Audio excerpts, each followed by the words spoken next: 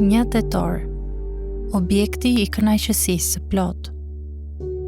Gjej kënaqësinë tënde në Zotin dhe ai do të plotësojë dëshirat e zemrës sate. Psalmi 37:4. Kërkimi i kënaqësisë nuk është me zgjedhje, por është urdhëruar në psalmet. Gjej kënaqësinë tënde në Zotin dhe ai do të plotësojë dëshirat e zemrës sate. Psalmi 37:4. Psalmisti kërkoi të bënte pikërisht këtë gjë. Ashtu si drenusha ka një dëshirë të madhe për rroket e ujit, kështu shpirti im ka një dëshirë të zjarrt për ty, o Perëndi. Shpirti im ka një etje të madhe për Perëndin e gjallë.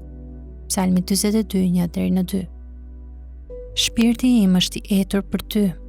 Ty të dëshiron mishim në tokë të thatë dhe të djegur, pa ujë. Psalmi 63:1. Motivi i etjes ka përmbushjen e vet të kënaqshme, kur psalmisti thotë se njerëzit ngopen me bollëkun e shtëpisë sate dhe ti u heq etjen në përrojën e kënaqësive të tua. Psalmi 36:8. Kam zbuluar se mirësia e Perëndisë, vetë themeli i adhurimit, nuk është diçka që ti e nderon i shtyrë nga një farë droje pa kur farë interesi. Jo, ajo duhet shijuar. Provojeni dhe shihni sa i mirë është Zoti. Psalmi 34:8. Provojeni dhe shihni. Sa të ëmbla janë fjalët e tua në gojën time. Janë më të ëmbla se mjalti në gojën time. Psalmi 119:103.